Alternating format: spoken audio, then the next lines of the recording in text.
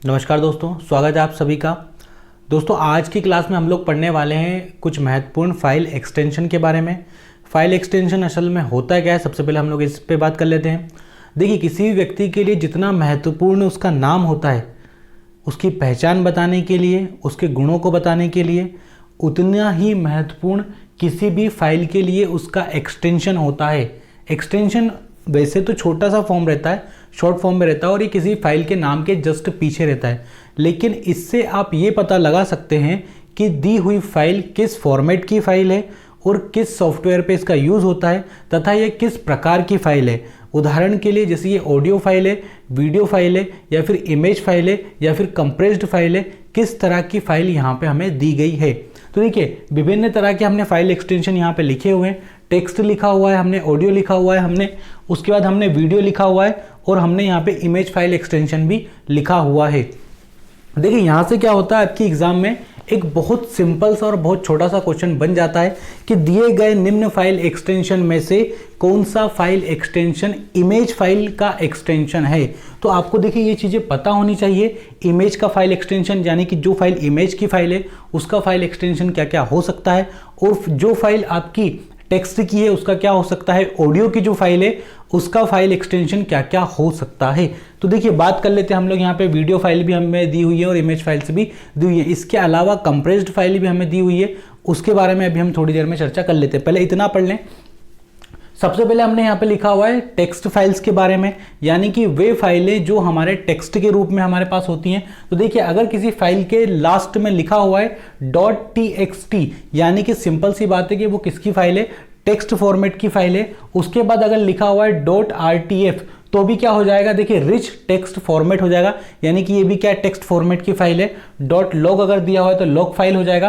PDF हम सभी को पता है, क्योंकि कहीं ना कहीं पढ़ने में हमने कभी ना कभी पीडीएफ फाइल का यूज़ किया है। तो सभी को पता है कि जब हम पीडीएफ का यूज़ करते हैं तो उसमें वर्ड डॉक्यूमेंट ही हमारे होते हैं, उसमें टेक्स्ट ही लिखा होता है, वो कोई इमेज फाइल अपनी नहीं होती है। उसके बाद देखिए, पीडीएफ का फुल फॉर्म कई दफ़ा आ चुका है एग्जाम में, तो उसको अपन पढ़ सकते हैं, पोर्टेबल डॉक्यूमेंट फॉर्मेट। देखिए, पीडीएफ का फुल फॉर्म क्या हो जाएगा, पोर्टेबल डॉक्यूमेंट फॉर्मेट। उसके बाद यदि हम लोग बात करें किसकी, ऑडियो फाइल की, तो ऑडियो में हम सभी को पता है कि MP3 जो गाना होता है, गाने के पीछे कई बार हमने देखा है .mp3 लिखा हुआ होता है। तो MP3 हम सभी को पता है कि MP3 तो गाने का ही फॉर्मेट होता है।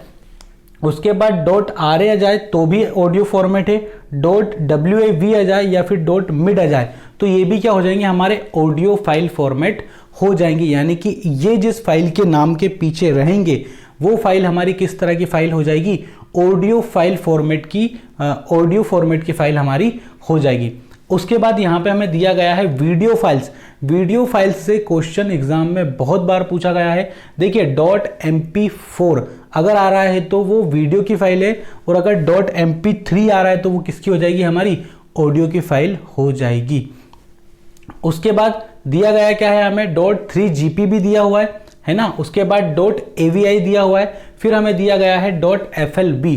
तो सबसे पहले तो मेरा मानना है कि आप लोग क्या कीजिए, इसका एक स्क्रीनशॉट ले लीजिए बढ़िया सा, ताकि आप लोग इसको जब आसानी से घर पे बैठें तो नोट कर सके। जब आप पढ़ने बैठे तो इसको अपने डॉक्यूमेंट में आप लोग आसानी से नोट्स में कॉपी कर लें, ठीक है। फिर हम लोग बात कर लेते हैं कि इसकी इमेज फाइल फॉर्मेट की। इमेज फाइल फॉर्मेट में सबसे पहला हमें दिया गया है .bmp। bmp का फुल फॉर्म हमारा क्या हो जाएगा, विट मैप फाइल। क्या हो जाएगा, विट मैप फाइल। फिर आ जाएगा हमारा TIFF, यानी कि टेक्स्ट इमेज फाइल फॉर्मेट। क्या हो जाएगा, टेक्स्ट इमेज फाइल फॉर्मेट, किसका, .TIFF का हो जाएगा। उसके बाद देखिए GIF दिया होता है। GIF जो फाइल होती है बहुत छोटी सी फाइल होती है, शॉर्ट फॉर्म की, मतलब 1 से 2 सेकंड की फाइल होती है .gif।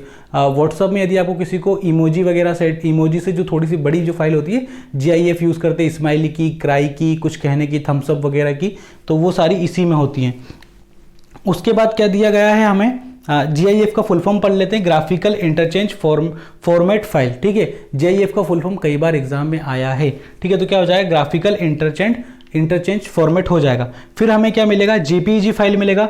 JPEG फाइल में क्या हो जाएगा, joint photographic expert group. JPEG का फुल फॉर्म क्या हो जाएगा, जॉइंट फोटोग्राफिक एक्सपर्ट। देखिए, यहाँ पे जितनी भी इमेज की जो है उनमें कहीं ना कहीं इमेज आया है। देखिए, यहाँ पे भी इमेज आया है, और इमेज ना आए तो फिर ग्राफिक आता है। देखिए, ग्राफिक आया है, यहाँ पे फोटो आ गया है, ठीक है। उसके बाद देखिए PNG आता है तो पोर्टेबल नेटवर्क ग्राफिक, यहाँ पे ग्राफिक आया अगर फोटो नहीं आया तो। एक और बच गई हमारी PSD, तो फोटोशॉप में जो बनने वाली फाइल फॉर्मेट है उनको किस नाम से जाना जाता है, .psd के नाम से जाना जाता है। क्या हो जाएगा full form, Photoshop format file हो जाएगा। क्या हो जाएगा, फोटोशॉप फॉर्मेट फाइल हो जाएगा। तो ये कुछ महत्वपूर्ण फाइल एक्सटेंशन थे। इसके अलावा कुछ फाइल फॉर्मेट एक्सटेंशन जिन पे अभी हम लोग बात कर लेते हैं। चलिए, तो इमेज फाइल फॉर्मेट के बाद हम लोग बात कर लेते हैं। देखिए विभिन्न तरह के फाइल फॉर्मेट मैंने फिर से यहाँ पे स्क्रीन पे लिख दिए हैं। तो देखिए सबसे पहले जो मैंने लिखा है वो गेम फाइल फॉर्मेट लिखा है।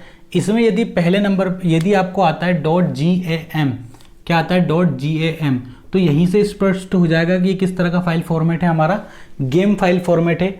उसके बाद यदि आता है .nes, तो ये भी क्या हो जाएगा, हमारा एक गेम फाइल फॉर्मेट हो जाएगा। .rom या फिर .sav, ये चारों हमारे क्या हो जाएंगे, एक तरह के गेमिंग फाइल फॉर्मेट हो जाएंगे। फिर देखिए IMP एक चीज़ आती है यहाँ पे, वेब फाइल्स। बहुत सारी फाइल्स होती है जो कि हमारी वेब पे डिज़ाइन होती हैं। यदि आता है .html, हम सभी को पता है कि HTML का फुल फॉर्म क्या होता है, हाइपर टेक्स्ट मार्कअप लैंग्वेज होता है। तो देखिए इसको टेक्स्ट में शामिल नहीं करना है, क्योंकि इसमें कहीं ना कहीं ये आता है, देखिए टेक्स्ट आता है, लेकिन ये फिर भी कहाँ नहीं जाएगी, टेक्स्ट में नहीं जाएगी। किस तरह की फाइल फॉर्मेट हो जाएगी, हमारी एक वेब फाइल फॉर्मेट हो जाएगी। उसके बाद आता है CSS में क्या हो जाएगा, देखिए ये भी हमारा वेब फाइल्स में जाएगा। और .java को आपको यहाँ पे नहीं जाना है, डेवलपर में .java को नहीं रखना है। हालांकि .java क्या है, हमारी एक हाई लेवल लैंग्वेज है, लेकिन फिर भी वो कहाँ पे जाएगी, हमारी वेब फाइल्स में जाएगी .java। उसके बाद यदि हम लोग बात करते हैं तो देखिए डेवलपर में आपकी जितनी भी लैंग्वेजेस, हाई लेवल लैंग्वेज से बनने वाली फाइल फॉर्मेट है वो सारी आपकी यहाँ पे दिख जाएंगे। देखिए .c लिखा हुआ है तो C/C++ सोर्स कोड फाइल है, यानी कि .c अगर किसी फाइल फॉर्मेट के पीछे लिखा हुआ है तो एक बात स्पष्ट है कि ये किस तरीके से बनी है, या तो ये C से बनी है या फिर C++ के सोर्स कोड से फाइल हमारी डेवलप हुई है। फिर क्या आता है हमारा .cpp आता है, तो जाहिर सी बात है कि ये C++ सोर्स कोड से बनी हुई फाइल हमारी यहाँ पे है। उसके बाद .java है, तो जावा से स्पष्ट है कि जावा फाइल फॉर्मेट है ये, ठीक है।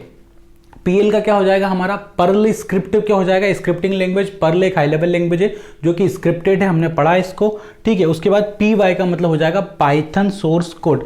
पाइथन स्क्रिप्टेड लैंग्वेज के आगे क्या लिखा रहेगा, सिर्फ P और Y आपका लिखा हुआ रहेगा। फिर देखिए बैकअप फाइल्स भी होती है, कुछ बहुत सारी जगहों पे हम लोग बैकअप फाइल्स का भी यूज़ करते हैं। तो अगर सिर्फ .BAK लिखा है तो क्या हो जाएगा, बैकअप फाइल्स हो जाएगा। और .ORI लिखा है, इसका मतलब ये है कि वो ओरिजिनल फाइल है। उसके बाद आएगा .TMP, तो ये क्या हो जाएगा, हमारा टेम्परेरी फाइल हो जाएगा। TMP का मतलब क्या हो जाएगा, टेम्परेरी का ही शॉर्ट फॉर्म क्या लिखा गया है, .TMP यहाँ पे लिखा गया है। तो देखिए ये क्या थे, कुछ हमारे बहुत ज़्यादा महत्वपूर्ण हमने यहाँ पे फाइल एक्सटेंशनों की बात की है। आपको मतलब आशा करता हूँ कि ये जो चीज़ें हैं आपने नोटिस करी होंगी। अगर आपने इनको नोट करके ध्यान से एक या दो बार और पढ़ लिया तो सारी की सारी चीज़ें आपको याद हो जाएंगी। और वो बच्चे जो खासकर 1 या 2 नंबर से एग्जाम में रुक रहे थे उनके सारी समस्याओं का हल यहीं से समाप्त हो जाएगा। क्योंकि कुछ ऐसे टॉपिक होते हैं जो हम पहली बार पढ़ते हैं या वो हमें समझ में उतने अच्छे नहीं आते हैं, पर उसके बाद हम क्या करते हैं कि उन टॉपिकों को स्किप मारना स्टार्ट कर देते हैं, हम उनको छोड़ना स्टार्ट कर देते हैं। और वहीं से सारी समस्याओं का हमारे लिए क्या होता है, आगमन स्टार्ट हो जाता है। फिर चीज़ें हमसे दूर होती हुई चली जाती हैं। आज हमने इस टॉपिक को छोड़ दिया, 1 नंबर का टॉपिक हमारा ये गया। यदि आप इसको कवर कर लोगे तो अगर आपके 36 नंबर आते हैं वहाँ आपके 37 हो जाएंगे, जहाँ 37 आ रहे हैं वहाँ आपके 38 हो जाएंगे। तो ये छोटे छोटे टॉपिक है जो थोड़े टफ जरूर होते हैं, लेकिन अगर आप इनको 2-3 बार पढ़ोगे तो आपको आसानी से ये याद हो जाएंगे। आज की क्लास में इतना ही। अपना ध्यान रखिए, सुरक्षित रहिए। जय हिंद, वंदे मातरम।